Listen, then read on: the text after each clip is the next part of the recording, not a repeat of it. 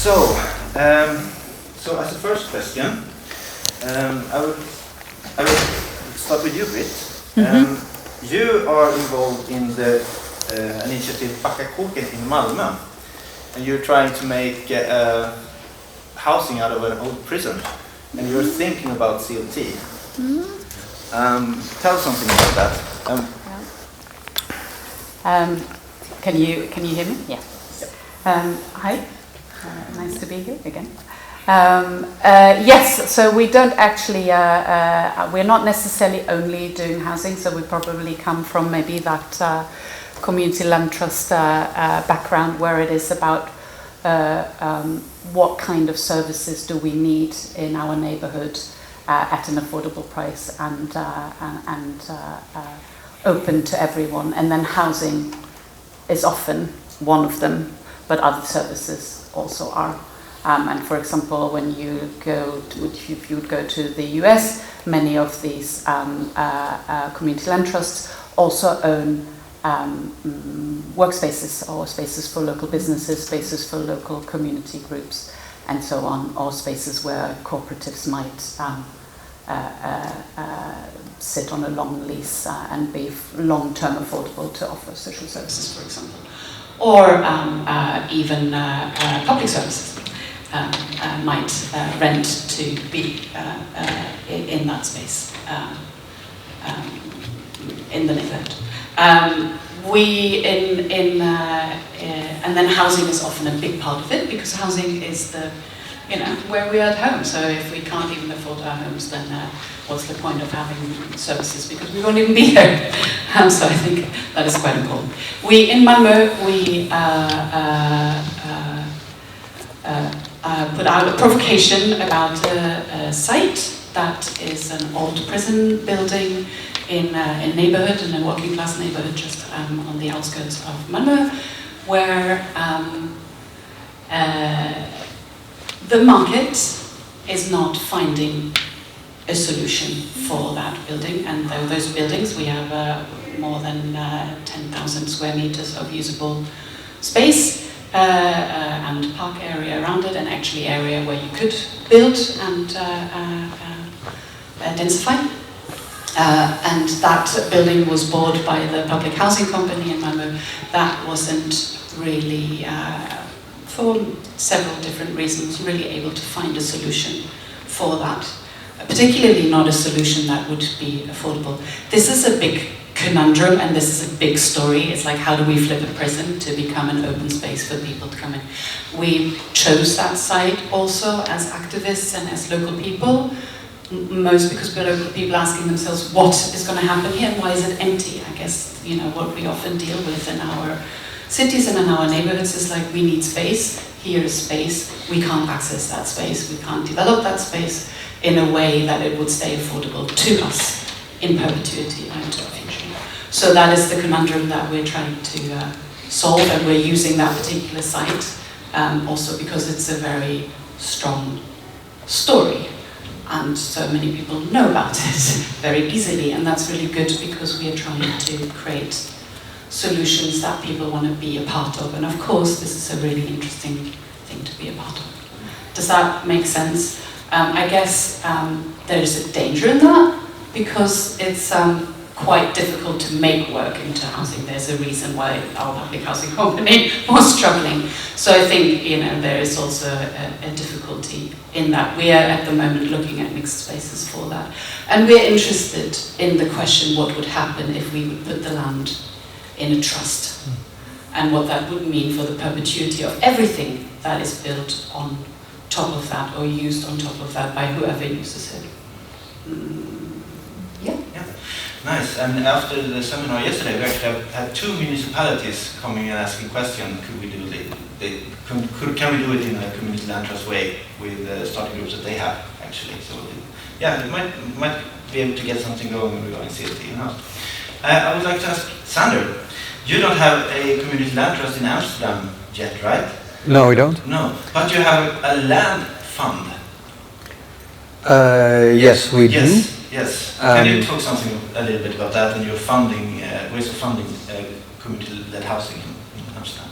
Yeah, we do have a fund for cooperative projects. It's a small city fund. There's about $33 million in it right now, and it's used to provide incentive loans to self-building groups, cooperative groups who are willing to build their dream. And it's a subordinate loan. It's about 20% of the costs for a house or for a project. And by doing that, banks got enough security to provide 60% of the project. So then you have 80 in total. The groups do 10% crowd building themselves. And for the rest, the last 10%, there are impact investors in the market who are willing to invest because they believe in the social added value of the project. Interesting. So when you hear about the community land trust concept, what do you think about it from a Netherlandic perspective? Yeah, it's a different approach. I really like, of course, the way that they provide affordable housing. That's the main goal. But I raised my finger because I had a question for Geert. I was wondering, how are the future residents involved in the development process and the designing process? Because that's a core element in the Netherlands. We really want those groups to be self-responsible and take initiative, and the basis is a strong group. So you start with friends or other people, and you work from that. So that's different in the CLT. So I was wondering, because you have future residents, but also other parties involved, what's the role of the future residents? Do they really have a say in what's going to be built and to have their dream house? Can I ask that question? Yeah, you can. Can I answer?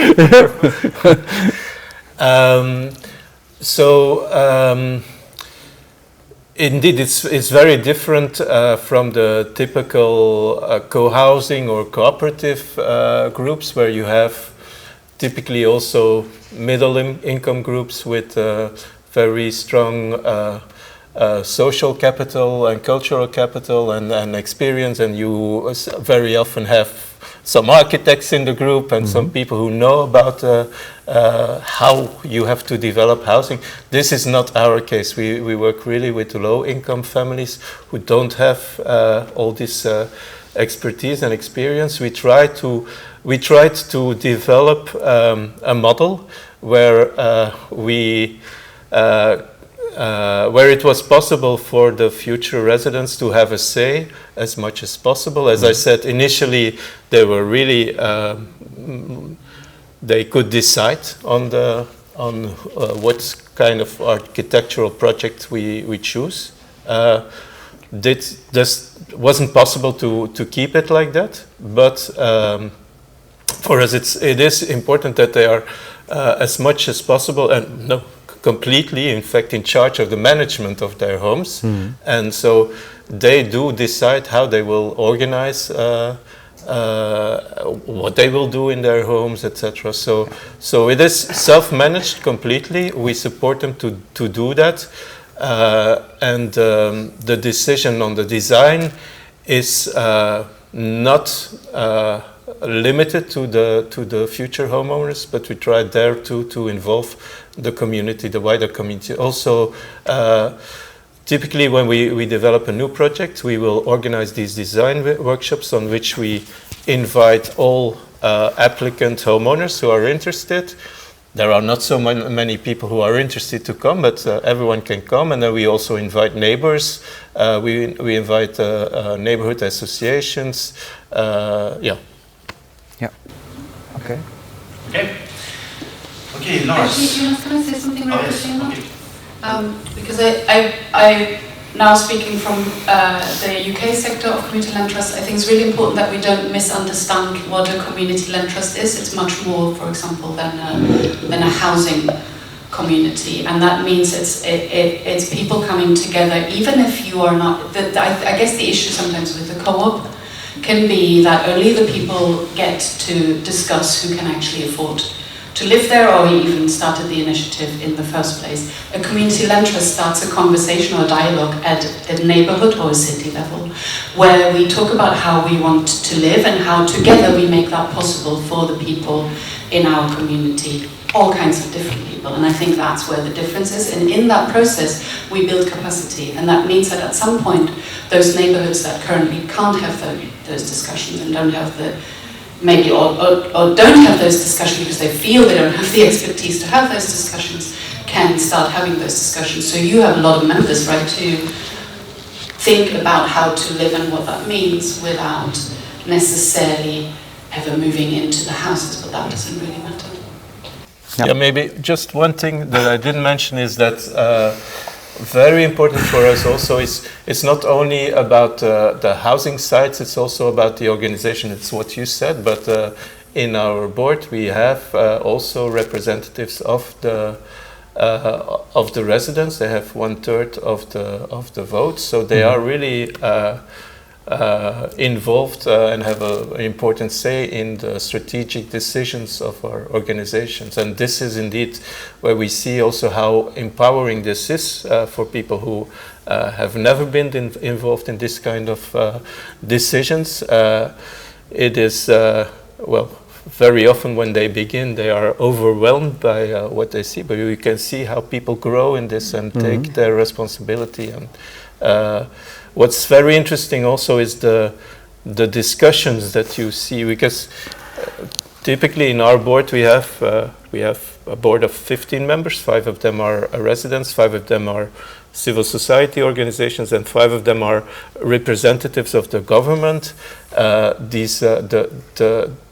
The residents very often don't have any experience in this kind of settings, whereas the government members, they spend the whole day in this kind of meetings.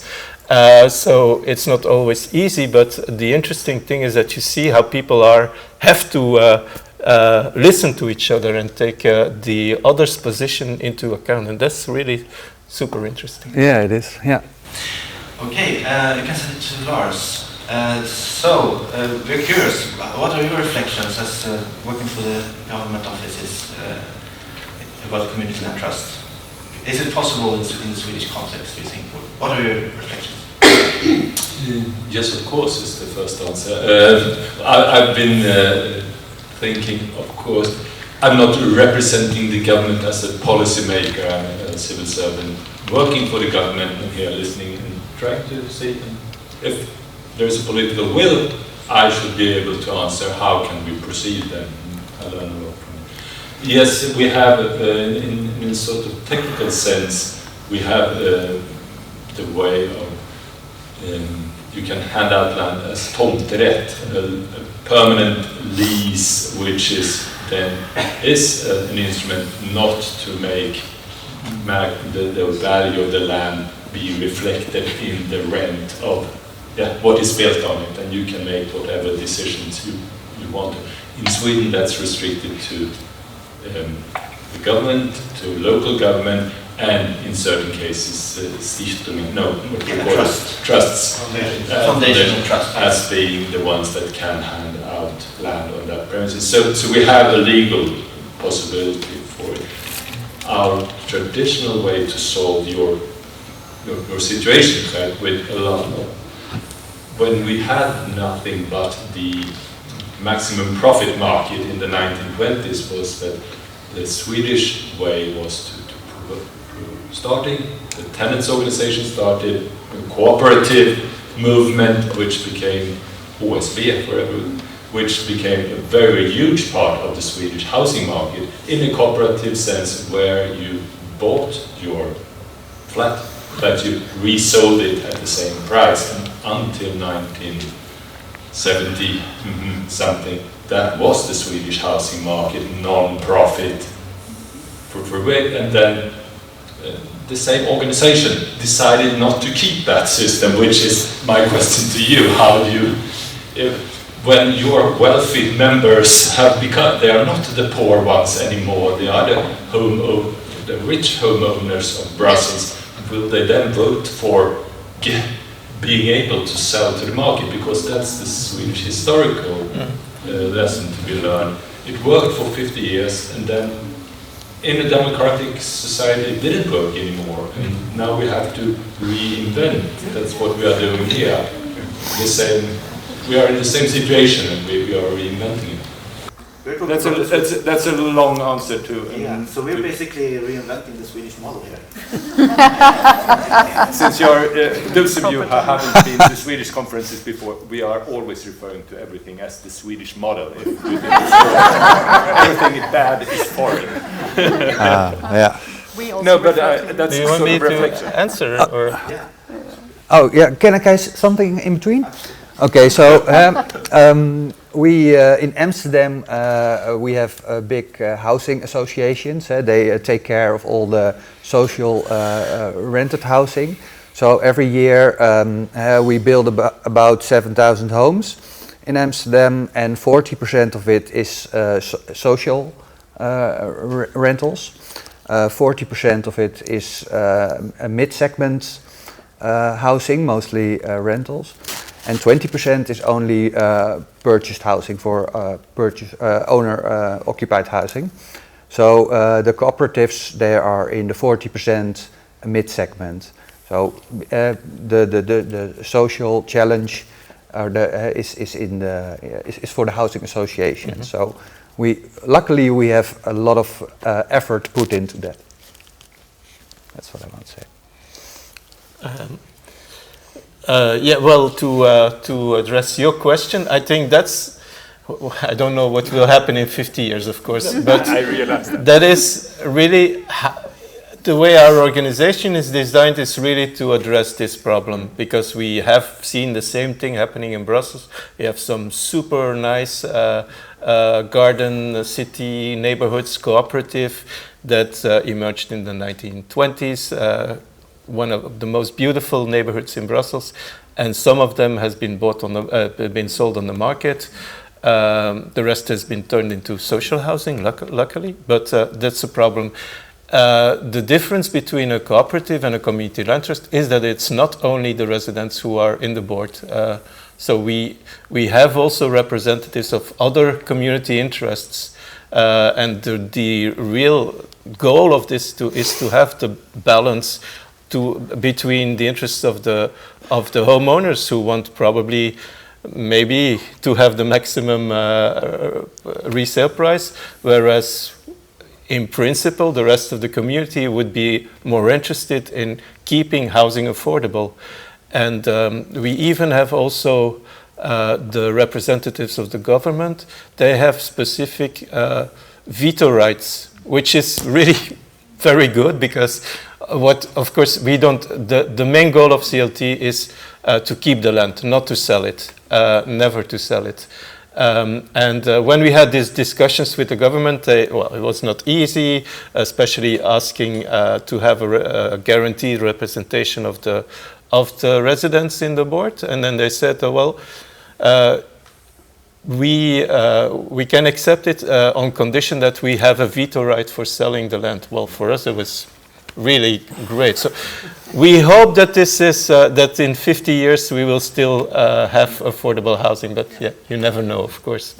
Thank you very much, and we are a bit over time actually. So, but I just want to mention that in the report we're writing, we have a lot of suggestions on how to keep the purpose, the social purpose in the organization.